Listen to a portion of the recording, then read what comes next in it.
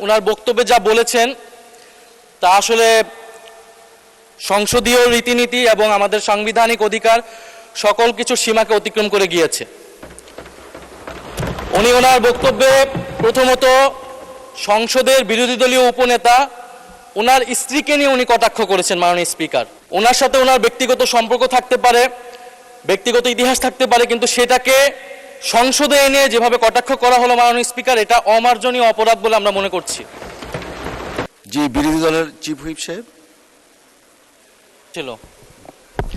মাননীয় স্পিকার, বিরতির ঠিক আগে সরকার দলীয় মাননীয় একজন সংসদ সদস্যের বক্তব্যকে ঘিরে যেই অনাকাঙ্ক্ষিত পরিবেশ এবং বিশৃঙ্খল পরিস্থিতি এখানে তৈরি হলো, যদিও আপনি তার বক্তব্যের সেই অংশটুকুকে এক্সপান্স করেছেন, এই জন্য আপনাকে ধন্যবাদ জানাই, কিন্তু এই বিষয়ে আমাদের বক্তব্য আছে। আপনার কাছে অনুরোধ যে আমাকে 2 মিনিট সুযোগ দেওয়ার জন্য।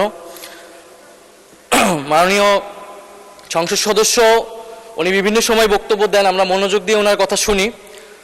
ওনার বক্তব্যে সূক্ষ্ম রসবোধ, ইতিহাস চেতনা সবকিছুই আমরা গভীরভাবে। মাননীয় সদস্য, আপনি কি কথা বলতে চাচ্ছেন? জি মাননীয় স্পিকার। আচ্ছা, অসংখ্য ধন্যবাদ। ওনাকে 2 মিনিটের জন্য দেয়া হোক please. Presenting Walton Crystal Series. Switch to premium. Switch to Crystal. কিন্তু মাননীয় স্পিকার, আজকে উনি ওনার বক্তব্যে যা বলেছেন তা আসলে সংসদীয় রীতিনীতি এবং আমাদের সাংবিধানিক অধিকার সকল কিছু সীমাকে অতিক্রম করে গিয়েছে।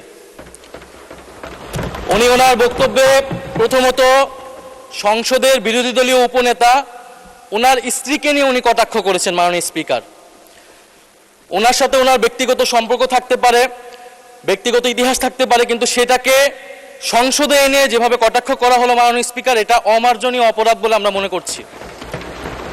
দ্বিতীয়ত, উনি বিরোধী দলের মহিলা এমপিদের, আমাদের নারী সংসদ সদস্যদের তাদের পোশাক নিয়ে যে ধরনের কথা বললেন, তাদের ধর্মীয় স্বাধীনতাকে হরণ করার সম্পর্কিত যে ধরনের বক্তব্য দিলেন, এটাও মাননীয় স্পিকার আমরা মনে করি একটি অমার্জনীয় অপরাধ।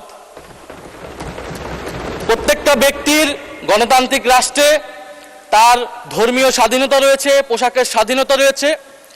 উনি একজন সংসদ সদস্য হিসেবে সেই স্বাধীনতাকে লঙ্ঘন করে এই ধরনের হীন বক্তব্য দিয়েছেন, ওনার হীন মানসিকতার পরিচয় পেয়েছে, এবং আমরা মনে করি উনি ওনার বক্তব্যে একটি বর্ণবাদী আচরণ মাননীয় স্পিকার বহিঃপ্রকাশ পেয়েছে ওনার বক্তব্যের মাধ্যমে। ফলে আমরা আশা করব ভবিষ্যতে এই ধরনের বক্তব্য আমরা কোনো সংসদ সদস্যের কাছ থেকে যাতে এই ধরনের বক্তব্য মহান এই জাতীয় সংসদে আর উচ্চারিত না হয়। মাননীয় স্পিকার, আপনাকে ধন্যবাদ। ধন্যবাদ মাননীয় সদস্য। আপনি সর্বশেষ যে কথাটা বললেন সেটা আমিই বলেছি, এবং ওনার ওই অংশটুকু সংসদীয় রীতিনীতির বাইরে যে কথাবার্তা হয়েছে সেগুলো এক্সপান্স করার নির্দেশনা দেওয়া হয়েছে ইতিমধ্যে, এবং আমি একটা রুলিংও দিয়েছি towards all the rights honourable members.